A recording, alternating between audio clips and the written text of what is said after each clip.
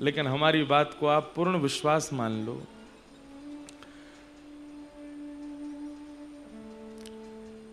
व्यक्ति को देव आराधना प्राप्त हो जाती है, ठाकुर जी की आराधना नहीं मिलती उनकी कृपा से।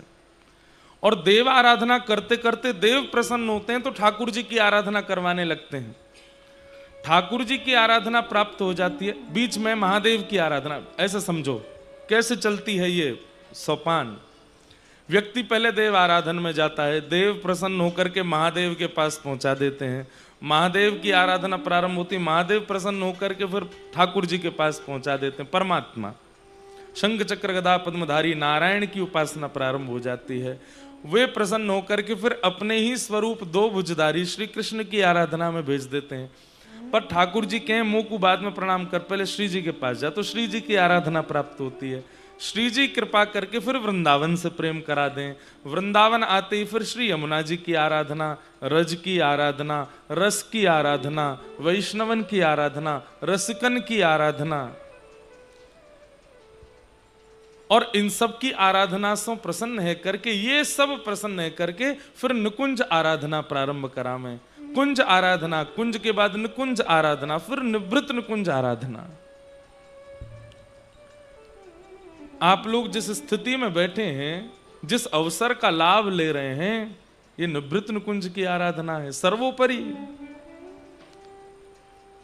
हमें तो ऐसा लगे कि हमने बाकी के सोपान चढ़े ही नहीं है, लिफ्ट मिल गई है, वही में बैठ के सीधे सेकंड फ्लोर दबा दिया, ऊपर ही पहुंच गए सीधे। और ये निकुंज, निवृत्त निकुंज की आराधना हमको मिल गई, जिसके लिए जारज को ब्रह्मादिक तरसत। आप इसको गाने में इतनी सहजता कैसे कर सकते हो? ब्रह्मादिक तरसत, ब्रह्मा, ब्रह्मा जी कोई सामान्य है? ब्रह्मा जी कोई सामान्य पदवी है? इस ब्रह्मांड में नारायण की नाभि से सबसे पहले कमल से प्रकट होने वाले ब्रह्मा, ब्रह्मा की इच्छा से संपूर्ण सृष्टि का निर्माण होता है। अगर उनकी इच्छा नहीं हो तो इस सृष्टि में समुद्र ना हो, पर्वत ना हो, आकाश ना हो, कुछ ना हो। वो ब्रह्मा उनके लिए कह रहे हैं जारज को ब्रह्मादिक तरसत। और ब्रह्मा अकेले नहीं तरस रहे हैं, ब्रह्मा आदिक, ब्रह्मा जी, शंकर जी, इंद्र जी, कुबेर जी, आदि आदि जितने भी देवताओं के नाम ले लो, सब तरस रहे हैं जिस रज को। सो रज शीश चढ़ाऊं किशोरी तेरे चरणन की रज पाऊं, श्री राधे तेरे चरणन की रज पाऊं। कैसे मिल गई हमको? हमने ना तो देव आराधना की है, ना महादेव आराधना की है, ना नारायण आराधना की है, ना लक्ष्मी आराधना की है, ना यमुना जी को प्रसन्न किया है, ना रजरानी को प्रसन्न किया है, ना रसिकों की सेवा की है। फिर हमको ये शरद उत्सव कैसे मिल गया?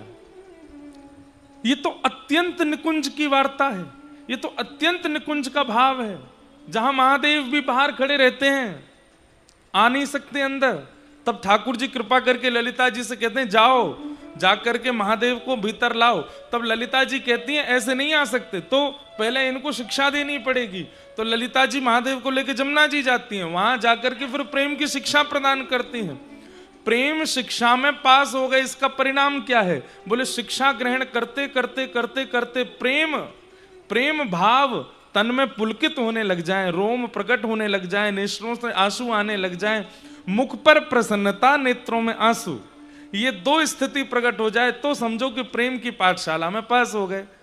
एक दिन, 2 दिन, 3 दिन, वर्षों तक ललिता जी पढ़ाती रहीं, और एक समय आकर के महादेव की स्थिति हो गई, नेत्र सजल हो गए और मुख प्रसन्न हो गया। ललिता जी बोली अब बन गए गोपी, अब चलोगे। सोचो, देवादिदेव महादेव ध्याये नित्यम महेशम रजत गिरि निभम चारु चंद्रावतंशम रत्नाकल्पोज्ज्वलांगम पैशमृगवरा भीति हस्तम प्रसन्नम पद्मासीनम समन्ता स्तुतमवरगणै व्याधिकृत्यम वसानम विश्वाद्यम विश्ववंद्यम अखिल भयहरम पंचवक्रम त्रिनेत्रम। वो महादेव वर्षों तक ललिता जी से जब प्रेम आश्रय लेते हैं तब उनको गोपेश्वर महादेव बनने का सुख प्राप्त होता है। हमको कैसे मिल गया इतनी आसानी से? हमने तो कुछ नहीं किया। बताएं। ऐसे सदगुरुदेव भगवान, ऐसे आचार्य चरण जो उस स्थिति में आ चुके हैं। जैसे कई जगह बड़े बड़े कार्यक्रमों में वीवीआईपी एंट्री से, पास से ही एंट्री होती है।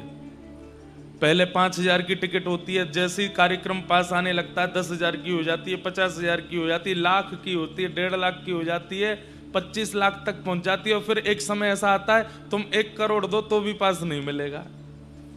उस समय क्या कहते हैं कि बोले जिस पे पास है, जो भीतर है, अगर उससे तुम्हारी जानकारी है, वो अगर गुपचुप रूप से तुमको भीतर खींच लाए तो जा सकते हो। ऐसे आचार्य चरण, ऐसे आचार्य चरण ये उस स्थिति में आ चुके हैं जिस स्थिति में आने के लिए ब्रह्मा जी तरसते हैं, जिस स्थिति में महादेव अनंत प्रयास करके जाते हैं। हम आप सबकी तो क्षमता नहीं। हम आज चाहे जितना प्रस्तुत कर दें, हमको इस स्थिति में आने का अवसर नहीं मिल सकता। लेकिन जो इस स्थिति में आ चुके हैं, वे जब आकर के हम लोगों को देख लेते हैं, तो फिर पास चेक करने वाली ललिता विशाखा सखीन से प्रार्थना करें, जे मेरो है या को भीतर आन दो। तब ललिता जी कहते हैं एक ही आएगा, बस एक नहीं, 2 दे दे, 2 आ जाए, एक और आन दो। ललिता जी कहें अब तो जब सीधे मार्ग से नहीं आता तो पीछे वाले मार्ग से फिर कुछ चोर रास्ते होते हैं, वहां से भीतर प्रवेश कराया जाता है। विचार की बात है। हजारों लाखों लोग कथा श्रवण करते हैं, परंतु शरद उत्सव के इस अवसर पर जो यहाँ आ चुके हैं, जो इस पंडाल में बैठे हैं, आचार्य चरण ने बड़े अनुनय विनय और कृपा करके ललिता विशाखा को मना करके हम आप सबको फ्री एंट्री दिलाई दी है भीतर। हमारी क्षमता नहीं है, हमारी योग्यता नहीं है, हमारी स्थिति नहीं है इसमें, इस भाव में आने की। ये तो पंडाल सुबेरे ही बनो भयो, दोपहर ते लोग बैठे भय, पर कथा तभी भैये शुरू जब अंधेरो है गयो है। क्योंकि रास में बिना अंधेरे के कैसे आ जाओगे। हम भी यहाँ समय से आ ही गए थे, 4 बजे तो हम पहुंच गए थे, पर कुछ ना कुछ व्यवस्था योजना ऐसी लगी। मन में विचार कियो इतना विलंब क्यों भयो। ठाकुर जी कह रहे हैं तारेन को टिमटिमान दो, आकाश में चंद्रमा को मान दो, तभी तो रास होएगा। बातें पहले कैसे रास कर लोगे। तो ये जितने छोटे छोटे लगे तारे टिमटिमा रहे हैं सामने, और ये चंद्रमा तो यही हैं, चंद्रमा चमक रहे हैं, वाक्य बाद ही रास में आए हैं। और फिर सुनो, खूब बाहर की बात कर लें, लेकिन कथा बैठते ही प्रारंभ हो गई है। जैसे ही आचार्य चरण आए हैं, आकर के जैसे ही विराजमान भये, सीधे निकुंज में प्रवेश, कोई बाहर की भूमिका नहीं। हमने तो प्रणाम भी नहीं करी पूनम दीदी को, चित्र विचित्र महाराज जी को, कौन कौन संत आए, कुछ कोई बात ही नहीं हुई। ऐसा को भी होता है कथा में, व्यास जी आधा घंटा तो भूमिका ही करते रहते हैं, तब जाकर के मशीन गर्म होती है, फिर कथा प्रारंभ होती है। यहाँ तो मंगलाचरण ही नहीं हुआ, सीधे कथा ही प्रारंभ हो गई है। कैसे हो गया ये? निकुंज में, निवृत्त निकुंज में प्रवेश कैसे भयो है भैया? प्रधान सखी आ गई है। अब ज्यादा अनुनय विनय और ज्यादा प्रयास करने की आवश्यकता नहीं है गयो है रास प्रारंभ।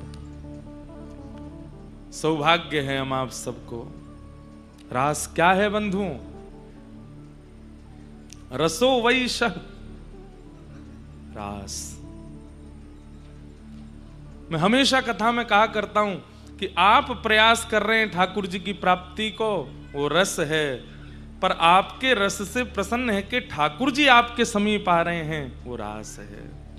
रस और रास में यही अंतर, आप प्रयासरत हैं वो रस, और ठाकुर जी प्रयास कर रहे हैं आपके लिए, वो रास है। ये हमारो प्रयास है ही ना सके।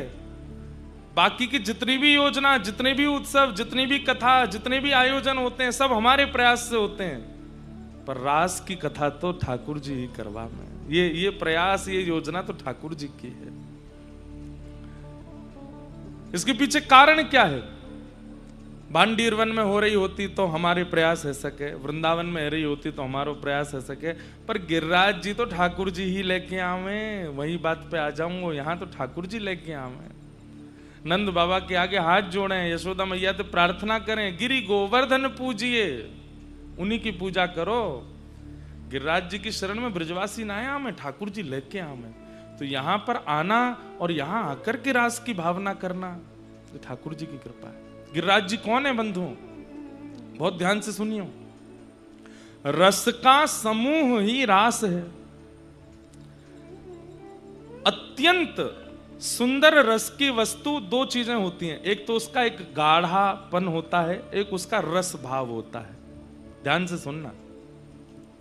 जैसे अमरस होता है या खीर होती है, कोई भी रस की वस्तु होती है, अगर केवल पतली पतली है तो इसका मतलब है कि वो इतनी स्वादिष्ट नहीं है, उसमें थोड़ा गाढ़ापन भी है, थोड़ा उसमें एक गरिष्ठ भाव भी है। गरिष्ठ शब्द कहने में अनुचित हो सकता है, गरिष्ठ का मतलब है उसके अंदर एक मूल तत्व भी है जिसको व्यक्ति पिएगा नहीं, जब मुख में आएगा तो थोड़ा चबाना भी पड़ेगा।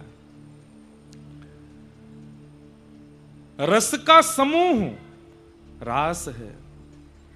उसी रास का जो पेय भाव है, जो जल भाव है, वो श्री यमुना जी हैं, और जो गाढ़ा भाव है वो गिरिराज जी हैं, वो श्री गोवर्धन नाथ है।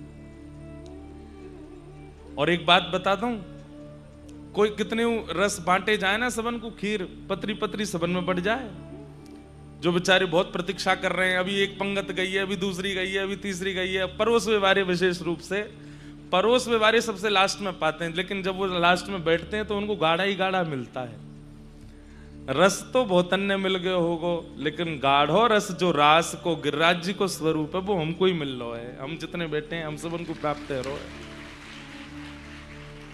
श्री यमुना जी रास का जब प्रिया प्रियतम दोनों रास विहार कर रहे हैं, उन दोनों के जो रसमय प्रेम है वो श्री यमुना जी बनकर के बहने लगा, और श्री प्रिया प्रियतम का जो सारभूत गाढ़ा स्वरूप है जिसको सब आस्वादन नहीं कर सकते, जो सबके आस्वादन का विषय नहीं है, वो श्री गिरिराज जी हैं, वो श्री गोवर्धन नाथ हैं। इसलिए रास की चर्चा दो ही स्थान पे हो सकती है, या तो यमुना जी के तट पे या गिरिराज जी की तलहटी में। बाकी सब जगह होती है चर्चा, पर हम आप सब कर सकते हैं, पर प्रिया प्रियतम तो यहीं आमेंगे रास कर रहे, और कहीं नहीं जाते। या तो यमुना जी को पुलिन हो या गिरिराज जी की तलहटी हो। यमुना जी के पुलिन पर प्रकट रास होता है, सबको दिखता है, पर गिरिराज जी की तलहटी में प्रिया जी को मन है जाए, सबरी सखी देख रही हैं, ये इन सबन के सामने वो भाव प्रकट ना करूंगी, ठाकुर जी ले जाएं हाथ पकड़ के भीतर गुफा में, अंदर कहीं अंतरंग भाव से केवल प्रिया प्रियतम रास कर रहे हैं। जो सबके दृष्टि में ना आ सके वो रास गिरिराज जी में होता है, वो रास गोवर्धन में होता है।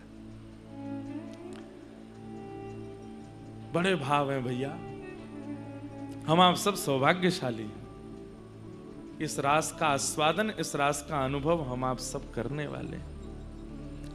मन में बहुत भाव आए, क्या सुनाऊं, किस भाव पर कहूं। पंचाध्यायी रास सुनाऊं कि व्रज की लीलान में जो पदन में रास है वो सुनाऊं। अभी तक भी स्पष्टी नहीं है कि क्या सुनाऊं। बस बैठ गए हम, जो मन में आवे वो बोलते ही चलो जाऊंगा, जैसी ठाकुर जी की इच्छा होगी वो सुनाते चलेंगे।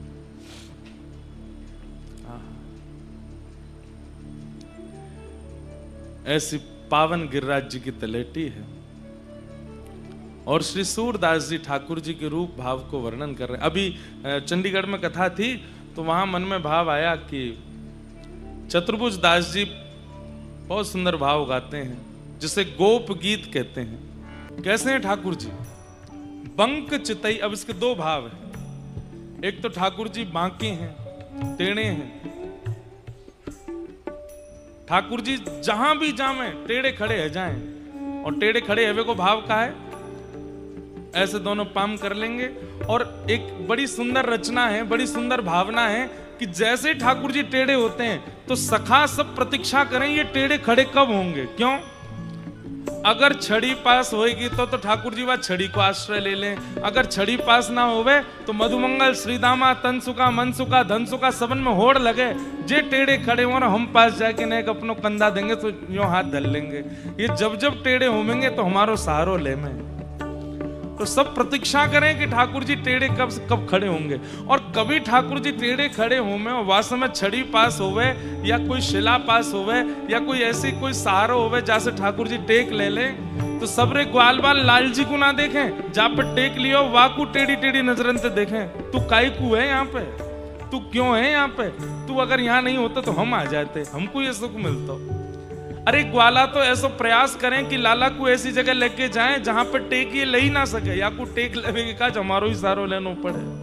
बंक चितई ठाकुर जी बांके।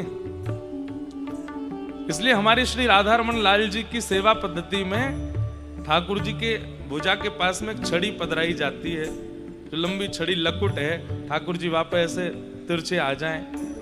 नहीं तो जिनके घर में भी त्रिभंग लली श्याम सुंदर हैं, कभी कभी अपनी लीला में, अपने भाव में, अगर ठाकुर जी को स्वरूप बहुत बड़ा हो तब तो कछु कर ना सके, तब तो कछु कर सकें। छोटा हो तो वहां में तो उंगली या हाथ कभी कभी ऐसे लगा के थोड़ी देर बैठ जाया करो कि लाल जी ने एक टेक ले लो, हम पे ने एक उंगली धर लो, ऐसे कोनी धर लो।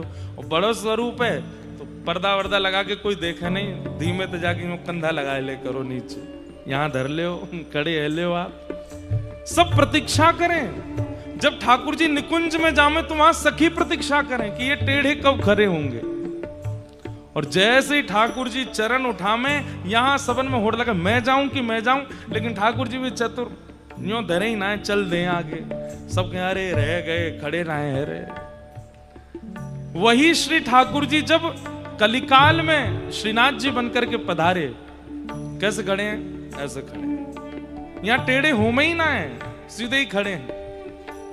लेकिन कोई कोई ऐसे अष्ट सखा हैं जिनको ठाकुर जी के टेढ़े स्वरूप का अनुभव है। वहां में तो एक श्री चतुर्भुज दास जी हैं। जब जब चतुर्भुज दास आते हैं ठाकुर जी ऐसे ही खड़े रह जाएं, और चतुर्भुज दास अपने कंधों दे दें, वहां पर ठाकुर जी ऐसे ठाड़े रह जाएं। आज श्री चतुर्भुज दास जी वही भाव को वर्णन कर रहे हैं। हे गिरिराज धरण, हे गोवर्धन नाथ, आपकी वो छवि कैसी है? बंक चितई मुस्काई के सुंदर वदन दिखाए। ओ बंक चितई मुस्काई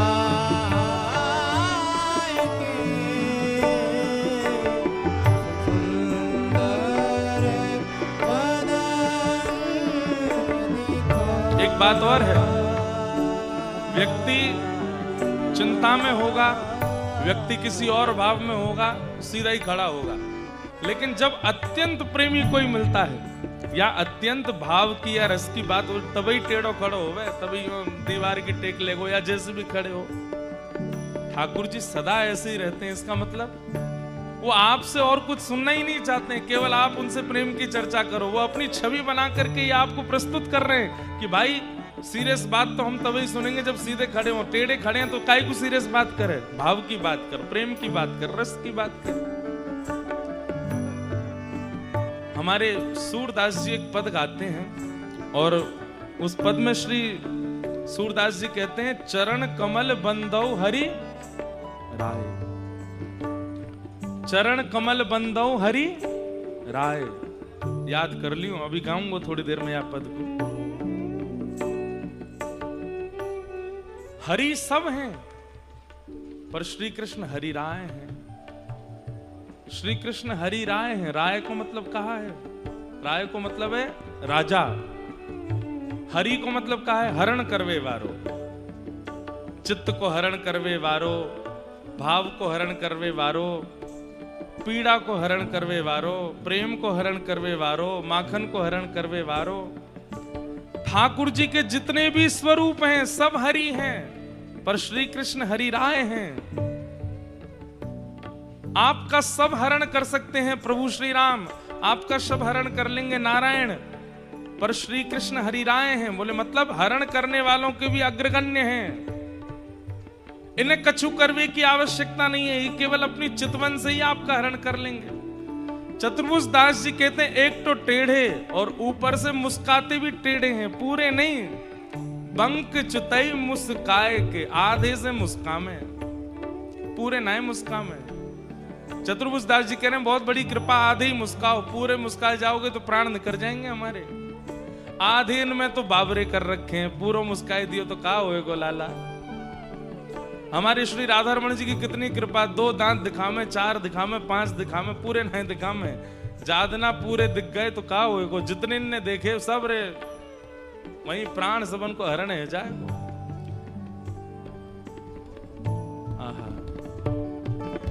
बंक चितई मुस्काई के,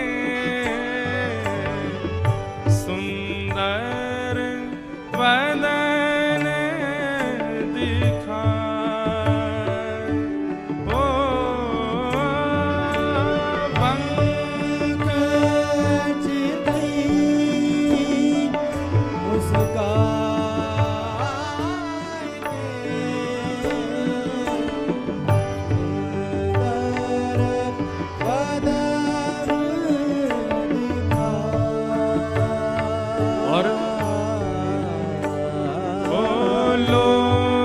चैन तड़फे मीन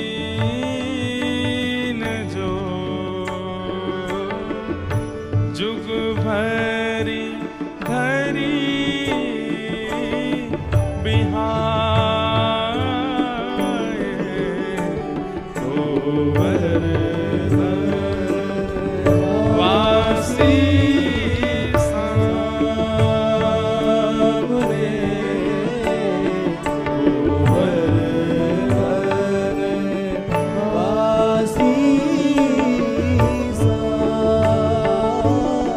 हमारे नेत्र, हमारे लोचन क्या है? बोले तड़फे मीन जो, ये मछली है, ये नेत्र रूपी मछली है और श्री कृष्ण श्याम सरोवर है। इन मछलियों को आप और कहीं ले जाओगे ये प्राण त्याग देंगी। आज तक कई लोग अपने नेत्र रूपी मछलियों को ना जाने कैसे कैसे भावन में ले जा रहे हैं। अरे मछली को दूध में डाल दोगे, दूध भले ही बहुमूल्य है पर प्राण त्याग देगी मछली। मछली को अमरस में डाल दोगे प्राण त्याग देगी। मछली को और कोई रस प्रदान करोगे वो तो प्राण त्याग देगी। इन नेत्र रूपी मछलियों के काजे तो नील सरोवर चाहिए और वो नील सरोवर केवल श्याम सुंदर है। लोचन तड़फे मीन जो, जुग भरी धरी बिहाय। अरे भैया श्री राधा रमण रूपी नील सरोवर, राधा वल्लभ रूपी नील सरोवर, बांके बिहारी रूपी नील सरोवर, श्रीनाथ रूपी नील सरोवर, ये नील सरोवर हैं। अपनी मछलियों को, नेत्र रूपी इन मत्स्य को इन नील सरोवर में रमण कराओ कि सदा उन्हीं को देखते रहे।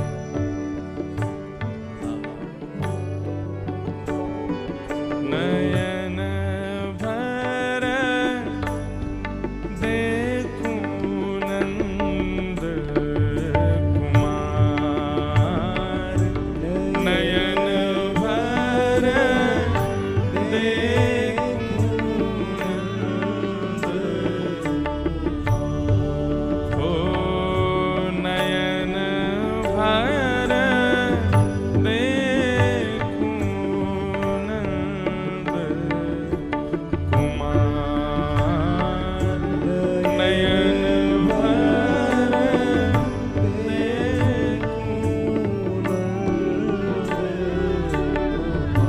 एक भाव बता रहे हैं। ठाकुर जी को थोड़ी देर हम लोग निहारते हैं। जिनके चित्त में रस नहीं है, जिनके चित्त में भाव में नहीं है, जिनके चित्त में प्रेम नहीं है, वो ध्यान से सुनियो। मंदिर में तो संभव नहीं, बहुत भीड़ होती है। अपने घर के ठाकुर जी को ही कभी प्रयास करो, भले ही मन नहीं लग रहा है, भले ही कोई भाव नहीं आ रहा, भले ही कुछ भी हो रहा, फिर भी एकांत में बैठ के एक टक निहारते रहो। एकांत में कोई हो ना आसपास, देखते रहिए, देखते रहिए, देखते रहिए, देखते रहिए। और बस याद रखिए उस बीच में और कुछ देखना, भले कुछ भी सोचो, पत्नी का ध्यान आवे, बच्चों का ध्यान आवे, परिवार का ध्यान आवे, सब आने दीजिए। बस याद रखिए देखते रहो ठाकुर जी को, अपने घर के ठाकुर जी को देखते रहो। 5 मिनट होवे के बाद आप मुझको याद करेंगे, जो चिंतन मन में चल रहे हो वो नष्ट हो जाएगा, जाके बारे में सोच रहे हैं वो निकल जाएगा चित्त से, और बस वही दिखेंगे। श्याम सुंदरी चित्त में आ जाएंगे, थोड़ी देर में नेत्र सजल होने लग जाएंगे, शरीर कंपित होने लग जाएगा। भले ही उसके बाद कभी ऐसा ना हो, लेकिन एक बार तो होगा। श्याम सुंदर की छवि ऐसी है। वास्तविकता यह है, हमारे नेत्र भले ही हमें ज्ञान नहीं है, पर हमारे नेत्र चाहते केवल श्याम सुंदर को ही है। हम नहीं जानते कि श्याम सुंदर कौन है, पर ये नेत्र जानते हैं कि यही वो सरोवर है जिसमें हमें रहना है सदा।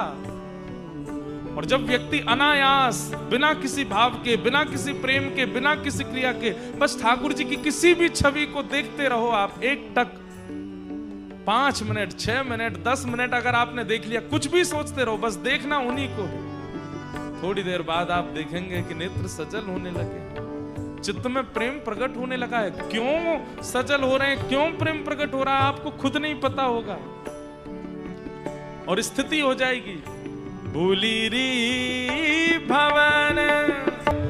वो बोले जब ठाकुर जी बंशी बजाते हैं तब तक तो सब लोग केवल सुनते हैं, लेकिन जैसे ही श्याम सुंदर गाना प्रारंभ करते हैं, नेत्र सजल हो जाते हैं गोपियों के, गोप ग्वालों के, गिरिराज जी की शिलाएं पिघलने लग जाती हैं, यमुना जी स्थिर हो जाती हैं। अरे वृक्षों पर बैठे हुए पशु पक्षी सबके नेत्र, सबके केवल वह रस।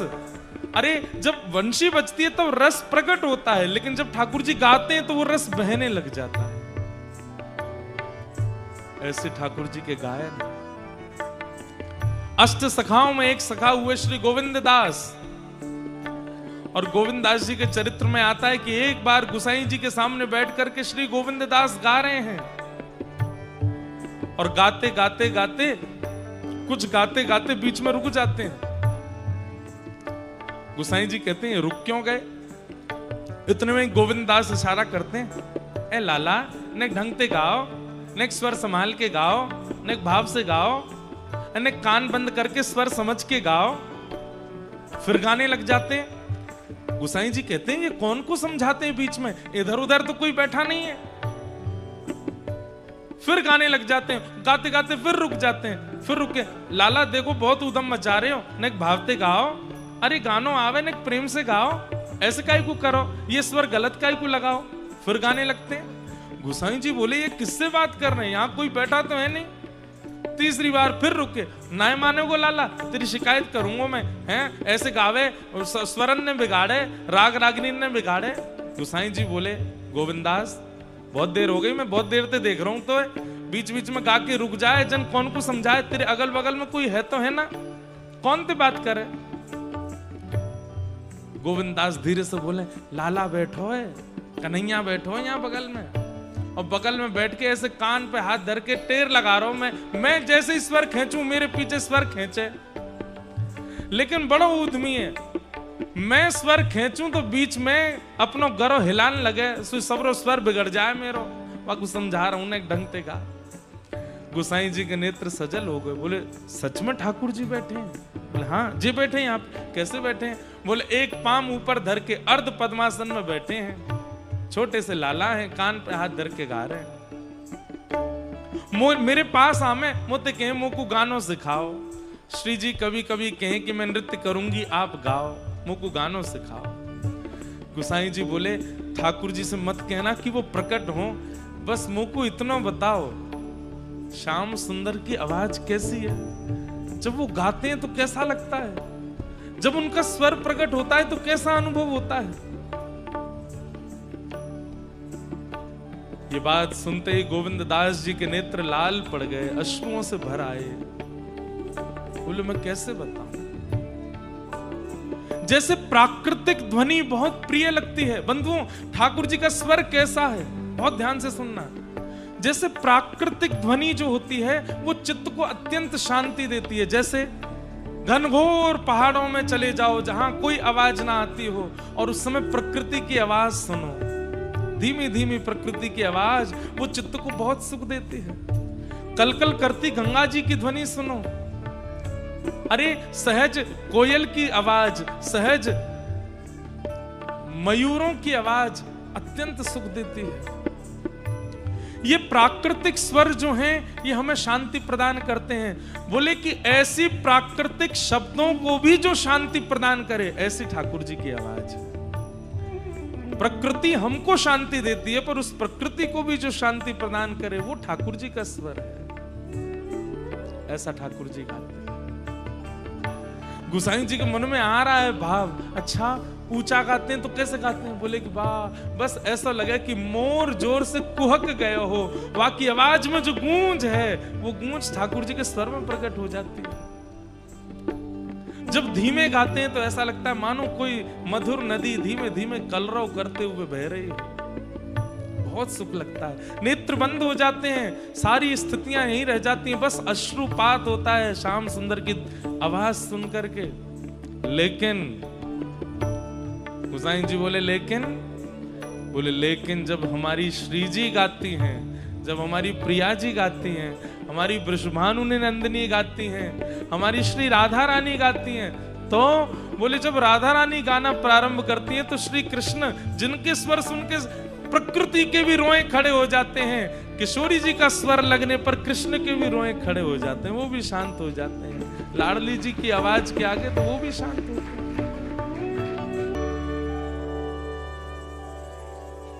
अभी तो बहुत पंक्तियां बची हैं इस पद की, ऐसी ऐसी पंक्तियां हैं, ऐसे ऐसे भाव हैं। अष्ट सखाओं ने जितना गाया, सूरदास जी ने जितना गाया, मीराबाई ने जितना गाया, सबका निचोड़ है ये पद, सबका भाव है। मेरो मन है गयो तो मेरे तो नेत्र ही नहीं खुलेंगे, मैं बोलते ही रहूंगा यही भावन पे। चतुर्भुज दास जी कह रहे हैं, हे नाथ, जब आप गैयाओं को टेर लगा करके बुलाते हो और हम देखते हैं वो गैया जबरदस्ती छुप जाए ताकि आप और बुलाओ और उचक उचक करके उसको ढूंढो और उचक उचक करके उसको खोज के लाओ, और जब आप उस गैया को खोजने जाते हैं, कभी कभी गैया को लगती है कि अब मैं ज्यादा नहीं छुपूं, कन्हैया को श्रम है जाएगा, तो गैया मुख तो छुपाए ले कोई निकुंज में और अपनो पूंछ बाहर छोड़ दे। ठाकुर जी कहें अच्छा मैं सब जगह ढूंढ आया हूं, यहाँ छुपी भई है। और जैसे ही ठाकुर जी आए करके वह गैया को पकड़े, गैया मुख घुमाए करके ठाकुर जी को चाटन लगे। ठाकुर जी अंक में भर लें, अरे तू कहाँ को चली गई, मैं कब से ढूंढ रहा तो को, चल नंद भवन चले, मैया बाट देख रही होगी तेरी। और अपने आप खींच करके ठाकुर जी अपनी गैयाओं को घेर घेर के ले जाते हैं। चतुर्भुज दास जी कह रहे हैं हम भी बैठे हैं नाथ एक कोने में, कभी हमें भी घेरो, कभी हमें भी बुला लो। अरे हम भी अपनी एक पीतांबरी, हम भी अपनी एक लकुटी, हम भी नेक अपनो कछु खिड़की से बाहर छोड़ देंगे कि हे श्याम सुंदर कभी ढूंढते ढूंढते हमारे पास आ जाओ। लेकिन जब श्याम सुंदर गैया चरा के चले जाते हैं तब हमारी स्थिति क्या होती है? बंधुओं, ये कलिकाल में लिखा गया पद है। इसका मतलब ये लीला द्वापर की चिंतन नहीं कर रहे हैं, चतुर्भुज दास जी को दिख रही है सामने इसी गिरिराज जी में। और जैसे ही ठाकुर जी गैया चरा के वापस नंद भवन जाते हैं, फिर क्या होता है? आहा, दृष्टि परे जाघोषते तब ते रुचे ना। आपके इस घोष को सुनने के बाद और इस लीला को देखने के बाद और कहीं हमारी फिर रुचि नहीं आती। कैसी रुचि नहीं आती? रजनी नींद ना आवरी, कहीं बिसरे भोजन पान। रात्रि में नींद नहीं आती, भोजन पानी की इच्छा खत्म हो जाती है। और बस मन में यही आता है, वृंदावन क्यों ना भये वृंदावन क्यों ना करत निवास गोवर्धन ऊपर करत निवास गोवर्धन ऊपर निरखत नंद किशोर निरखत नंद किशोर वृंदावन क्यों ना भये वृंदावन क्यों ना भये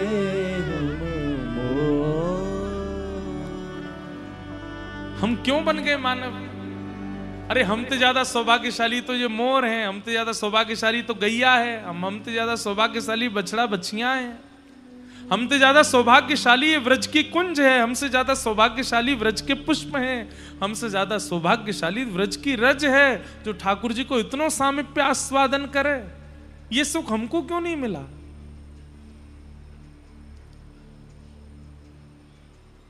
आहा,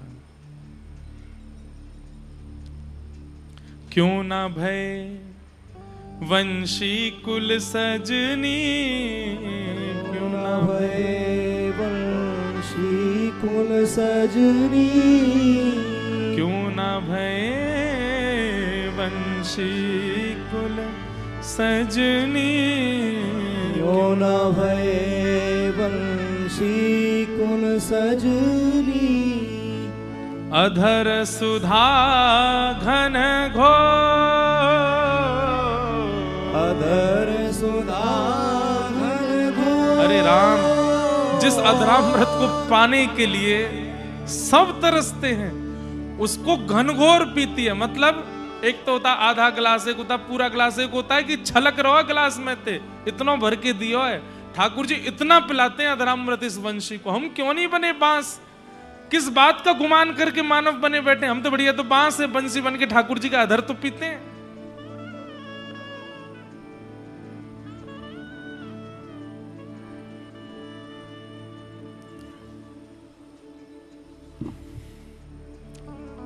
चतुर्भुज दास जी कह रहे हैं, जब आप गैया चरा करके और सबको घेर के ले जाते हो नाथ, तब लज्जा होती है अपने ऊपर कि हम मानव क्यों हैं, हम क्यों नहीं है गैया, हम क्यों नहीं है मोर, हम क्यों नहीं है वंशी, हम क्यों नहीं है श्रृंगार, हम क्यों नहीं है वो वस्त्र जो आप धारण करते हो, हम क्यों नहीं है वो कुंज निकुंज जिसमें आप बैठते हो। और इसी कारण से नींद नहीं आती, भूख प्यास नहीं लगती, सब मर जाती है। और उसके बाद रात भर स्थिति क्या रहती है? ये पंक्ति मेरी सबसे प्रिय है। दर्शन को नैना तपे, वचन सुनने को कान, हो मिलवे को हियरा तपे, हिय के जीवन प्राण।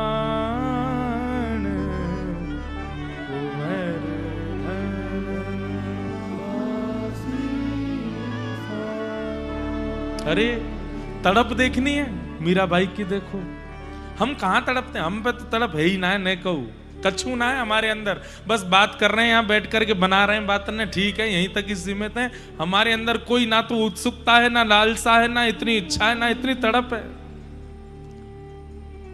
मीराबाई को देखो कैसी तड़पी हैं ठाकुर जी को प्राप्त करने के लिए। चैतन्य महाप्रभु को देखो, वृंदावन की याद आती है, और जब वृंदावन का स्मरण आता है तो नदिया ग्राम में बहने वाली गंगा को ही यमुना जी समझ लेते हैं, दौड़ पड़ते हैं। पीछे सब सेवक जन दौड़ रहे हैं और महाप्रभु जी भुजा उठा करके, अरे अभी श्याम सुंदर नैया लेकर के गए, सब गोपीन को बिठा के ले गए, मुझे छोड़ गए अकेलो। किसी पर्वत का दर्शन कर लेते हैं तो उसी को गिरिराज जी मान लेते हैं, दौड़ने लगते हैं वहां की ओर। जगन्नाथपुरी में रहते हैं क्योंकि मां की आज्ञा है, बंगाल से बहुत दूर नहीं जाना, जगन्नाथ भी वृंदावन है, वहां रह लो। और वहां रहते हैं और रहते रहते बस रुदन करते रहते हैं, श्याम सुंदर कब आएंगे, जगन्नाथ कब आएंगे। श्री राय रामानंद आदि सब सेवक जन समझाते हैं, महाप्रभु जी आएंगे, ठाकुर जी आएंगे। नहीं आएंगे, तुम झूठ बोल रहे हो, वो नहीं आएंगे मेरे पास, मैं योग्य नहीं हूं इसलिए नहीं आएंगे।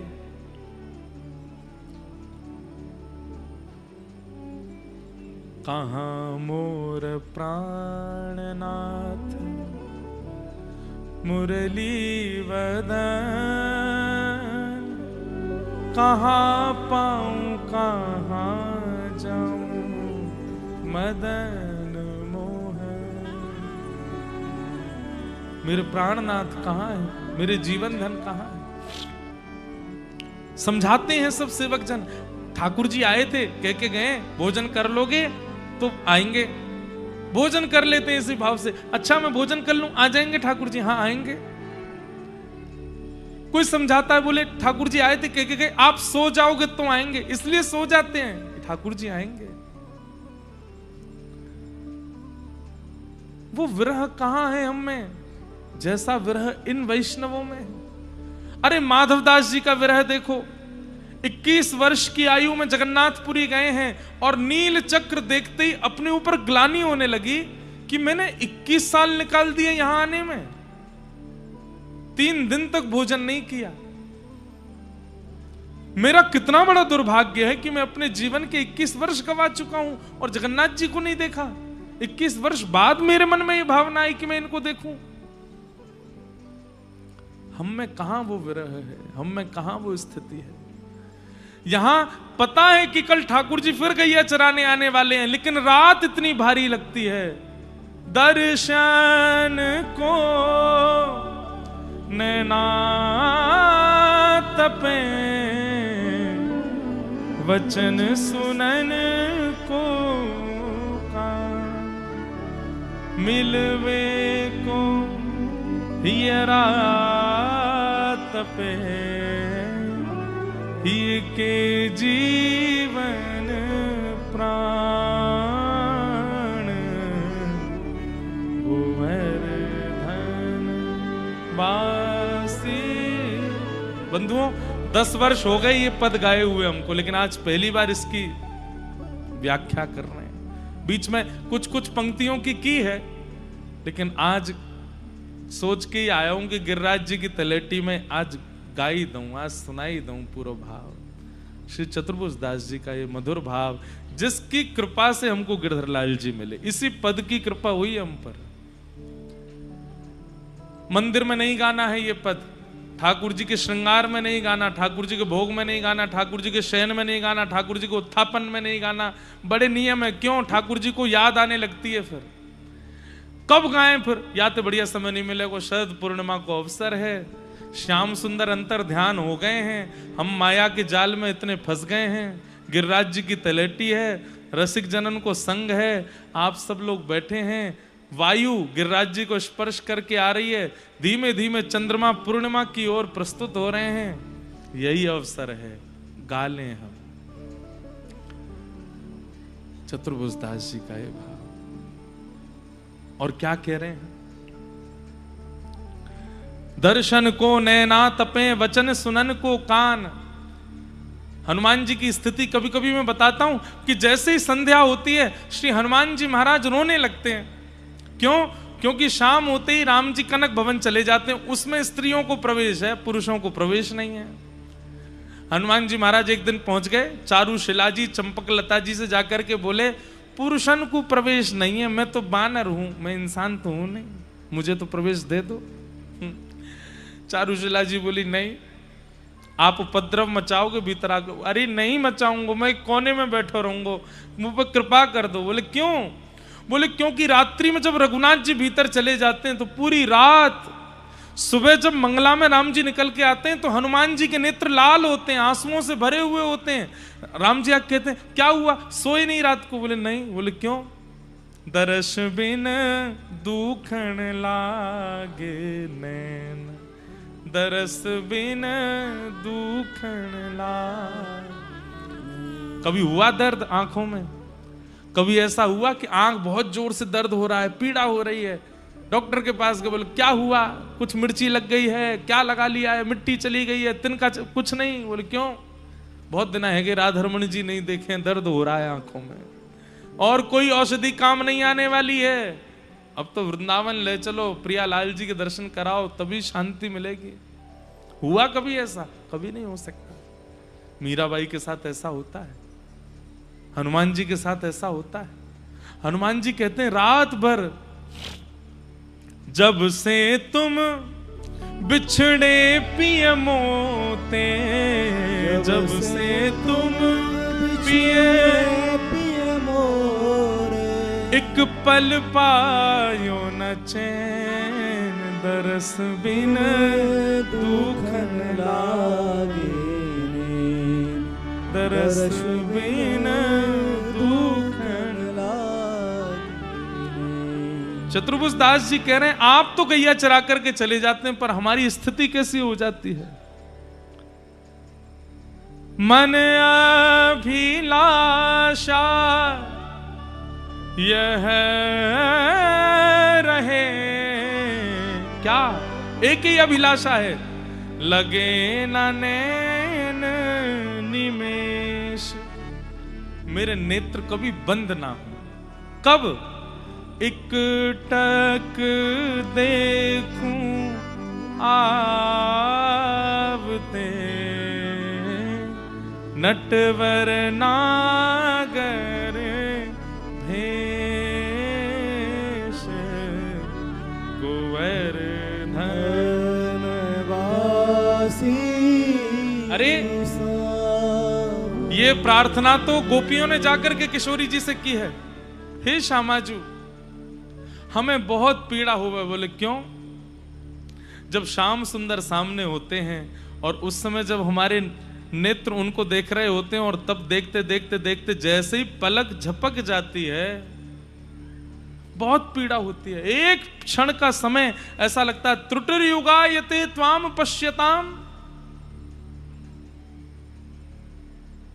जब श्याम सुंदर आप गैया चराने के लिए जाते हैं और उस समय के लिए एक क्षण के लिए हमारी अगर पलक आप सामने होते हैं और जैसे हमारी पलक गिरती है हमें इतना क्रोध आता है, इतना क्रोध आता है। अरे गोपियां तो गाली देने लगे, अरे जड़ विधाता जड़ उदीक्षताम, जड़ विधाता तेने पूरा शरीर इतना बढ़िया बनायो लेकिन तेने एक काम बहुत खराब कर दियो।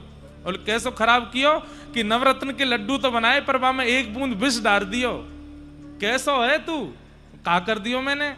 बोले नेत्र बनाए, नासिका बनाई, मुख बनायो, कान बनायो, हाथ बनाए, पैर बनाए, सब तेने योग्य बनाए, सब कछु बढ़िया बनायो, पर इन पलकन को कहा प्रयोजन? काई को बनाए दीजिए?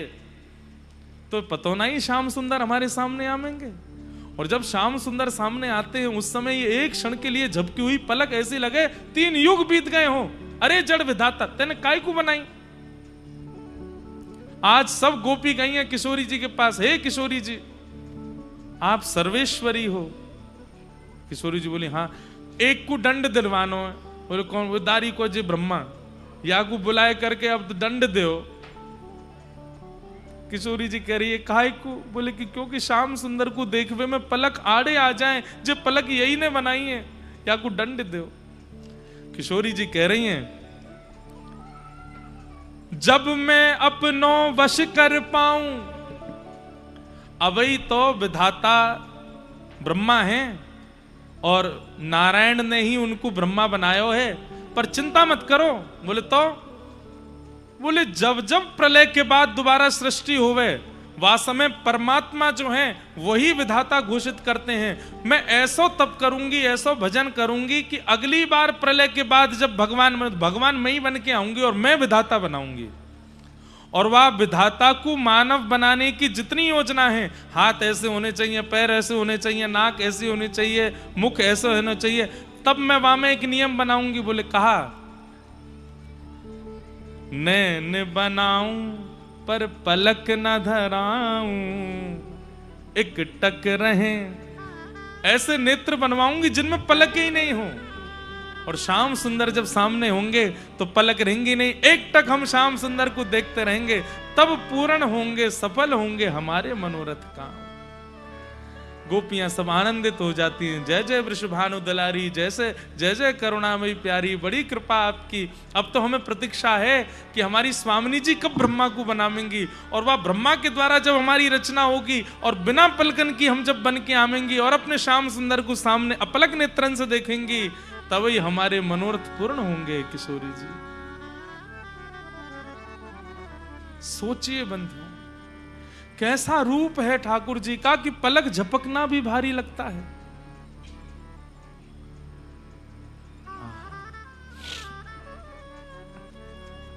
चतुर्भुज दास जी कह रहे हैं, मन अभिलाषा यह रहे लगे न नैन निमेश। बोले क्या करूं, इकटक देखूं आवते नटवर नागर भेष। बस मेरी ओर चलते हुए श्याम सुंदर आ रहे हैं और मैं उनको अपलक नेत्रन से देखता रहूं, यही मेरी अभिलाषा है। चाल कैसी है, ललित गति विलास वल गुहास। ठाकुर जी हमारे सीरियस नहीं रहते भैया, एक बात बहुत ध्यान से सुन लो, हमारे ठाकुर जी सीधे सीधे नाए चले।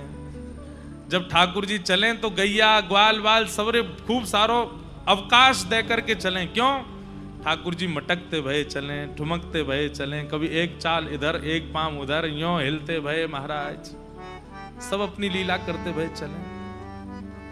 एक बालक बोलो, ये आपको मेरी तो आंख मुंह तो खोलवे को मन ही नहीं है रो। पीछे श्रीनाथ जी हैं, इनकी चोटी दिख रही है, कोई ने मुंह से कही कि महाराज जी आपको का भाव है, ठाकुर जी की चोटी है। और अभी कुछ दिन पहले दान का समय चल रहा था, तो दान के समय में ठाकुर जी दान मांगते हैं, दही को दान मांगे गोपीन थे। ये करीब राधाष्टमी के आसपास श्राद्धों से पहले दान का समय रहता है, दान एकादशी के आसपास। तो उन दिनों में ठाकुर जी को चोटी नहीं धराई जाती, चोटी होती है पर कैसे होवे, वह चोटी को ठाकुर जी ऐसे गूद करके और फिर बढ़िया ऐसे पूरा जोड़ा बना करके सिर पे पूरा घुमाए घुमाए के वहीं पे मुकुट पहन लें, चोटी को लटका में ना है। क्यों, दान लेके भागूंगा तो गोपी कहीं मेरी चोटी ना पकड़ लें, पकड़ लेंगी तो मैं पस में आ जाऊंगा। ठाकुर जी की चोटी, भगवान का मुंडन कब हुआ पता है, 13 वर्ष की आयु में जाकर के मुंडन भयो ठाकुर जी को। जन्म से 13, जब ठाकुर जी सांदीपनी विद्यालय पढ़ने के लिए गए हैं मथुरा जाने के बाद, 11 वर्ष 56 दिन तो ठाकुर जी वृंदावन में ही रहे, वाके बास गए हैं। तो सांदीपनी गुरुकुल में पढ़वे के लिए तब गए, तब ठाकुर जी को यज्ञोपवीत संस्कार मुंडन भयो। तब तक ठाकुर जी के केश कितने हैं, बोले चरणन से भी नीचे तक लटके रहे, घुंघराले केश ऐसे। ठाकुर जी खूब ऐसे जोड़ा बनाए करके चलें, कभी यहाँ पे दल लें, कभी यहाँ पे दल लें, कभी पीछे, नहीं तो ऐसे ठाकुर जी पूरे गूथ करके अपने कमर में नेक खोस लें, हाथ यूं निकाल लें। खूब लंबी चोटी है ठाकुर जी की। बाकी प्रिया जी के भाव से श्रीनाथ जी के रूप में धारण होवे, क्योंकि अर्ध अंग जो है वो श्री जी को है। पर दान के समय पर, दान के श्रृंगार में चोटी ना धराई जाए। क्यों, बोले दही लेके दौड़ूंगो, कहीं पीछे से पकड़ ली तो क्या, हमारे ठाकुर जी अपनी कमर में ही बांध लें वाकू, इसलिए दान के समय ठाकुर जी की। और रास के समय पर वह चोटी को और सुंदर सजाए करके लामे। क्यों, बोले कोई गोपी के पास जाऊंगा और दूर की कोई गोपी को मन भयो कि आओ श्याम सुंदर, तो चोटी ने खिलाए के बुलाए लेगी, इतको आ जाओ। तो इसलिए ठाकुर जी ऐसी वेणी धारण करें। प्रिया जी को और श्री यशोदा जी को ठाकुर जी के श्रृंगार में सबसे प्रिय है वेणी गूंथना। ये वेणी गूंथन लीला केवल ठाकुर जी ना करें श्री जी के संग, श्री जी भी करें ठाकुर जी के संग। ठाकुर जी वेणी गूंथ के आए हैं, पर फिर भी निकुंज में आके श्री जी कहें खोलो मैं गूंथूंगी, मुझ को सुख मिले। और श्री प्रिया जी अपने हाथ से वेणी गूंथे ठाकुर जी की, ऐसी सुंदर, वहां में सुंदर सुंदर पुष्प लगामे, सुंदर सुंदर नग लगामे, सुंदर सुंदर भावन से वायु को सजामे, और सजाए करके फिर ठाकुर जी, अब मैं आपकी गूंथूंगा। प्रिया जी की और लाल जी की दोनों की वेणी समान है।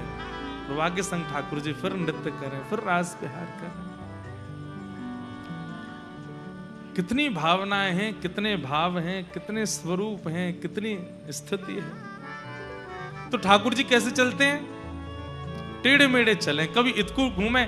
ललित गति विलास वल गुहास प्रणय निरीक्षण कल्पितो रुमान। और कैसे चलते हैं ठाकुर जी? ध्यान से सुनो। एक पाम यहां धरेंगे, एक पाम यहां धरेंगे, एक पाम यहां धरेंगे, कभी मुकुट झटकामेंगे, कभी अपनी चोटी लहरामेंगे, कभी कहीं ऐसे मटक जाएंगे, कभी कहीं सवरे हरण है जाए ठाकुर जी के बाद छवि पे।